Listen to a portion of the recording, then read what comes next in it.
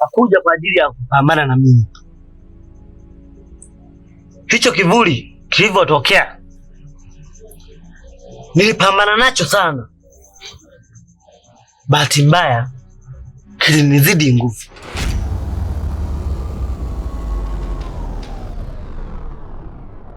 Hakikupambana na mimi, bali kilikuwa kinapambana na huyu ndugu. Laana ya ukoo. Nilipambana sana kuzuia hili, lakini hicho kivuli kilikuja ghafla sana na kikiwa na nguvu zaidi. Baada ya zile nguvu nyingi kivuli kilichokuja nazo kilinizidi, kikafanikiwa kuondoa maisha ya ndugu yenu. Unataka kuniambia hujafanikiwa kutoa chochote kwenye tumbo lake? Hapana. Wakati napambana kutoa viumbe vilivyomo, nilichofanikiwa ni kutoa kimoja tu kati ya vyote. Kiko wapi? Tunaomba angalau tukakilee. Aha. Hakuna shida.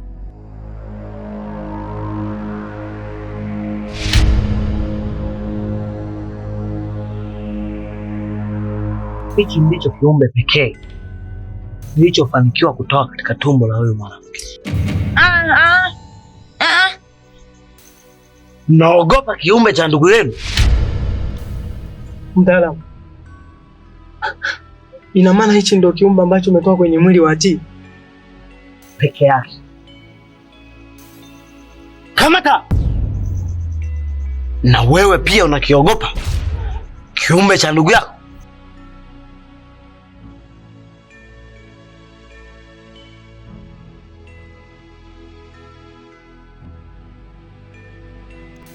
Mtaalamu,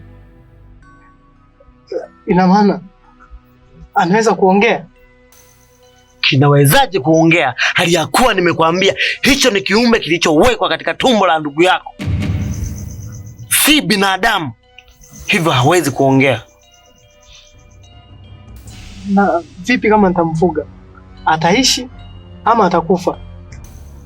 Sina uhakika kama atakuwa salama ama atapoteza maisha, lakini wewe unaruhusiwa kuondoka naye, na nitakacho kuomba usikiweke hadharani, kwa sababu anaweza akatokea huyu kivuli wakati wowote, kinaweza kukufuata ulipo.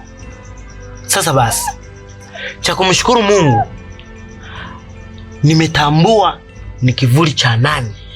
Ni nani huyo mtu? Kwa jina simfahamu, ila sura yake ni hii hapa.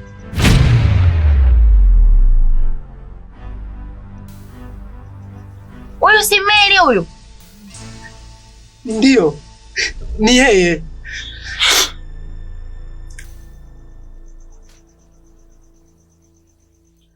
Kama mlivyoshuhudia, sasa tunafahamu tunapambana na nani, na pia kuweni makini sana na huyo mtu. Mpaka sasa katika ukoo wenu kutakuwa kuna mapungufu. Hiyo ni lazima, kwa sababu sidhani kama wataamka wote wakiwa hai. Sasa kakaangu Mkolosea atakuwa salama huko nyumbani? Hilo sijatambua, ila tu ninachowaomba, bebeni huyo mtoto wenu muondoke naye, na huu mwili nitajua mimi pa kuupeleka, ili kusudi niweze kupambana vyema na hichi kivuli.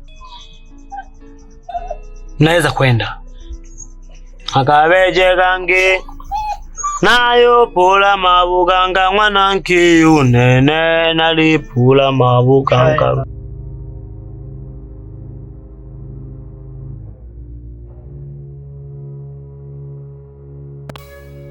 Shemeji, habari yako?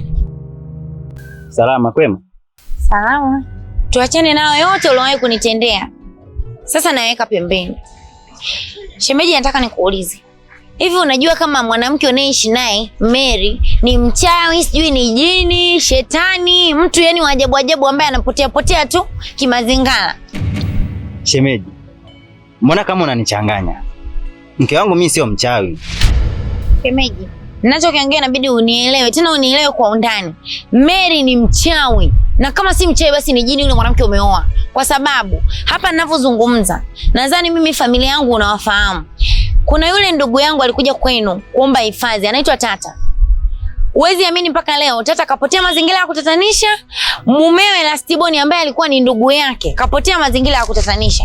Na hapa tulipo nina msiba wa mdogo wangu mimi Titi, naye amepoteza maisha kupitia huyo mke wako. Yaani anaangamiza ukoo wetu wote. Alafu ambacho ukijui, mwanamke wako anatumia sura za watu tofauti tofauti. Hapa penye siamini naongea na Mary au naongea na mumewe.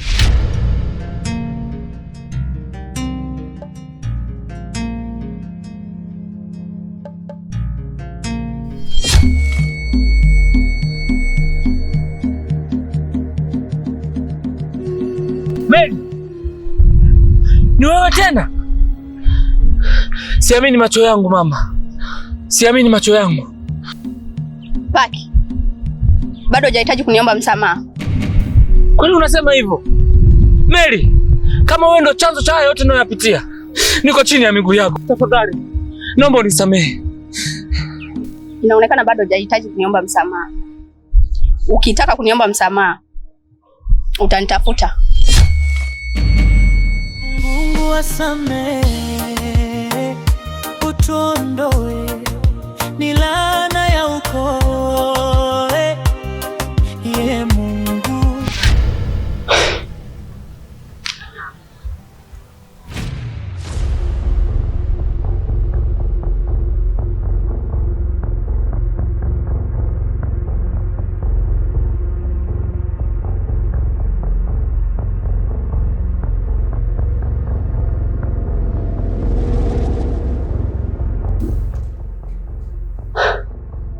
Wewe bwana wako yuko wapi? Bwana gani sasa? Umemficha. Yaani kipindi nakuja pale nimemwona anashilizia huko ndani kwangu. Akiwa amevaa suruali nyeusi. Aje amenyoa. Yupo kichwa wazi. Yuko wapi sasa mume wangu? Yuko wapi huyu umemwona? Yuko wapi? Yuko wapi umemwona? Umemficha huko ndani. Lakini nini mume wangu, utapasua vitu, acha basi. Na bado nitapasua hadi wewe mwenyewe nitakupasua. Shemeji, mbona kama siamini ninachokisikia kwenye masikio yangu? Unayozungumza ni ya kweli?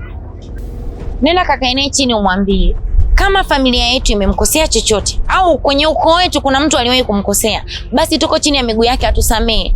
Na kama atakubali msamaha wetu, basi utupe taarifa, mtukaribishe nyumbani. Tuko tayari kwa ajili ya kuja kumomba msamaha. Tutampatia chochote anachotaka ili mradi aachane na ukoo wetu. Anazidi kutumaliza. Tumemkosea nini huyo dada? Alafu kama mimi sijawahi kabisa kugombana na huyo dada. Nashangaa. Shemeji, hebu ngoja kwanza. Kwani huyu mwanaume hajui kama Mary ni mchawi au hapa ananigizia? Haya. Laana ya ukoo inatutesa, laana ya zina imetuangusha. Mungu wasamehe, utuondoe, ni laana ya ukoo, Mungu tuhurumie.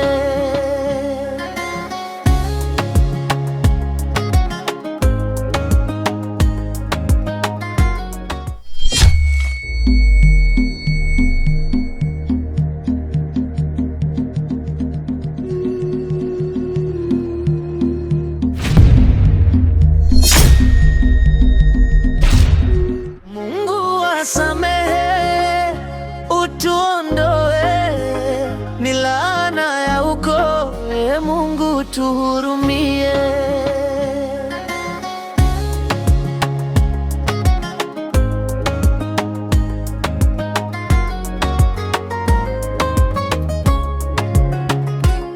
Kolosai kapota, akamuumiza ndugu wake.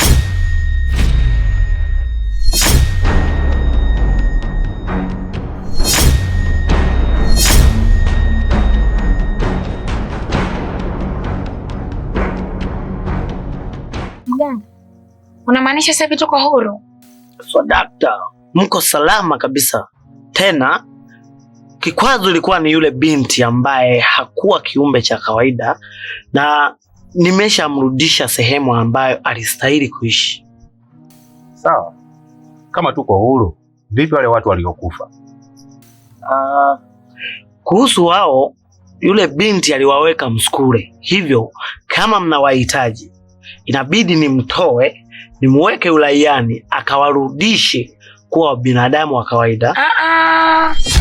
Tafadhali, naomba usimrudishe Mary ukatamshia matatizo. Kama tumepoteza ndugu zetu, sisi tumelizika kuwapoteza. Tutaenda kuanza moja na nina imani tutamaliza tukiwa salama. Ila usimrudishe tu yule kiumbe wa ajabu. Kwanza nilikuwa najua ni binadamu, nashangaa. Kwa hiyo je, tunaweza kuongozana tukaondoka kama kawaida? Dakta, mnaweza mkaongozana mkiwa na amani kabisa na mkafika salama. Sawa. Nafurahi kama tuna amani sasa. Dada, tunaweza tukaenda.